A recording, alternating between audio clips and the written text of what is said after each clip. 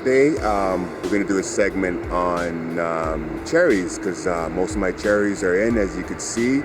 And both those of you who have not seen my videos, I have about 30 trees in a backyard orchard, and now the cherries are in season. I'm going to do a segment on cherries, and I haven't really done a segment on my vegetable garden, so I'm going to do a quick tour of that while we're doing. So this particular cherry, I have two types. This is what we call the Royal Anne or Napoleon, and then you don't really find this in the grocery stores. You find the regular Bing cherry, which is a red cherry, which I have on the other side. I'm going to show you that. So let's just take a quick tour. Right now, as you can see, as I zoom in, you can see that there is absolutely lots of cherries on this. So let's just slowly go over to the Bing, and that's the Bing over there. And as you can see, the Bing is also loaded with lots of cherries. Let's take you to the garden. So, you know, as we progress in this COVID world, as I call it, it's important that, you know, you grow as much food as possible, so you're not, you know, lining up and all this nonsense that I'm seeing going on right now, just to keep us safe. So, you know, I'm for social distancing. I'm for wearing masks. So you need to make sure that first you stay connected with your family, and also that you grow as much food as possible. Okay, so let's take it back to the garden. So this is the garden I have back here. If you haven't seen my videos, I grow a lot of unique stuff, sugar cane, a lot of interesting things. Today I'm going to kind of concentrate on the actual vegetable garden, so you guys could see what we have going on there. All right. This particular tree is a merengue. As you can see, I grow a lot of medicinal plants. This is what the merengue leaf looks like. Very high in vitamin C. You can just put that in your mouth, like in the morning. I do that. You know, it's really good. And on this side, you have the regular tomatoes, and you can see they're all there. There's a lot of them. We're just back here. I want to kind of focus on these trees because, you know, if you see my previous videos, I grow pawpaw, American persimmon, medlar, you know, pears, apples, all that stuff. But I like to have unique stuff. I have kiwis, but I kind of introduced this tree here, and this is a jujube. And there's two types. This one here is actually the Winter Delight. I don't know if you guys could see that there. Just zoom in on there. But it's actually the Winter Delight, and it's actually started to blossom. This is its first year. Interesting. And over here, this is the Lang jujube. See here, this is the Lang, and this is also showing signs of blossom. So, you know, some of you wonder why I'm successful growing some of these trees that are not predominantly in our area. You got to kind of do your research how the sun sets and where the sun tracks in your land, because we're at zone 5, but you could have pockets of warmer zones in your area. You just kind of have to look. So, you know, I've learned based on where I position the trees, I could actually have trees that are not predominantly in our area growing here. So I have jujubes, you know, you got the pawpaws, the American persimmons, the medlars, and then you got the regular stuff that we have here, the apples, the pears, the plums, and all that stuff. So we're gonna take you back here. And this is just my regular zucchinis, and then you have the cucumbers going up here. And on this side, I have the Arctic kiwi. This is actually an Arctic kiwi. And if I could just do, there's actually some that's actually starting here. I don't know if I could get in here so you can see what it actually looks like. Yeah, so you can see a little guy starting to form there. And that's an Arctic kiwi. We'll just continue on. So I've never kind of done a segment of my vegetable garden. This is what it looks like, and I'm kind of go through here, give you a tour. As I said before, there's a a big push on my part to grow as much food as possible, so I could feed myself and feed my family. So we kind of go through here, and I'll give you a quick tour of this segment. But before we start, I'm going to take you back here with some of the stuff that we have here. This is actually a cucumber plant, and it's actually I just growing it in water.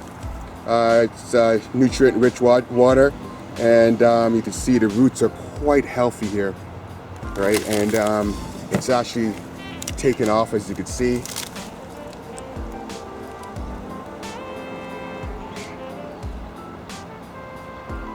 It's cucumber plant.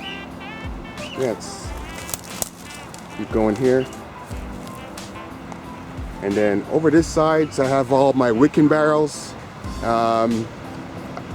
There's lots of videos on Wicken barrels. It's basically you have a drain hole down here, and then I have drainage tubing inside and half a defect segment, and then you put your weed barrier, as I call it, and then inside you got it actually wicks the water up, and I find things actually grow a lot faster in these Wicken barrels. This is actually Portuguese spinach, and it's quite interesting. This actually gets about 6 feet tall, almost like a tree collard, but we call it Portuguese spinach. And you could take these leaves, chop it up. Very good, very nutritious for you guys. So I encourage you to grow Portuguese spinach. Over here, you got the carrots growing. You got the squash. You got beets over there, cauliflower, bok choy, zucchinis over there. Swiss chard. Take another look.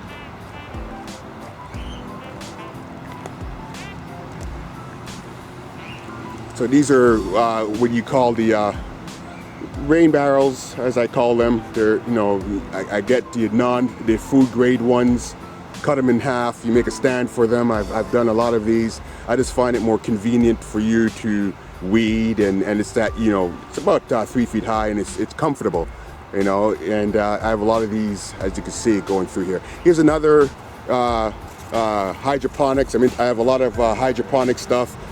This is actually, you have zucchini growing in here. I have tried to do these with rocks instead of using the clay pellet, and you can see there, you got some little guys actually starting to form there. And then it's no different than the cucumbers. This is growing in water. You can see some roots there, and it's quite happy. You can see this little guys starting to shoot up. Over in this side, in this barrel, of course, you got the strawberries. You got the squash. This is actually a squash. I think they're starting to form. Lemongrass, beets, regular medicinal stuff as mint on this side. This is quite interesting. So same story. Get the barrel. I use a heat gun, and I kind of just put the actual lettuce inside there. On this side, you got the onions, the edamames. This is just a herbal garden from, you name it, parsley, thyme, stuff like that. And we just continue on here, down this path. It's a bed full of carrots, a lot of carrots here. And then as you pass, you'll see all these tropical trees that normally I have them in the greenhouse, but I have them out here. In this one here, it's actually what we call sugar apple. And I have them growing here. We do the greenhouse probably in another segment. There's a lot of stuff in there that's, the trees are fully mature and they're bearing. I got figs coming out in there, but we get into that. I want to do the segment on the vegetable garden. So you have the tomatoes here. tomato plants. And then you have peas, and I have it kind of growing in this little arch here. I'm hoping that this just fills in and just comes right around. So I have planted another one here, so it looks like it's starting to do that. And this side here, this is a sapote, yeah. There's a couple in the greenhouse. I show you that. I have this out there just getting the sun. Then you have the regular corn. There's lots of corn there. The peppers. Continue on here. More tomatoes. More corn. Oh, this is probably neat. This is actually okay. So you have one side here. You got potatoes, and this is actually what we call yam. So I started in the greenhouse. I do it every year, and then I dig it up. Very good for you.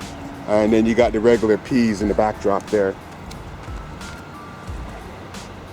Now over in this side, right?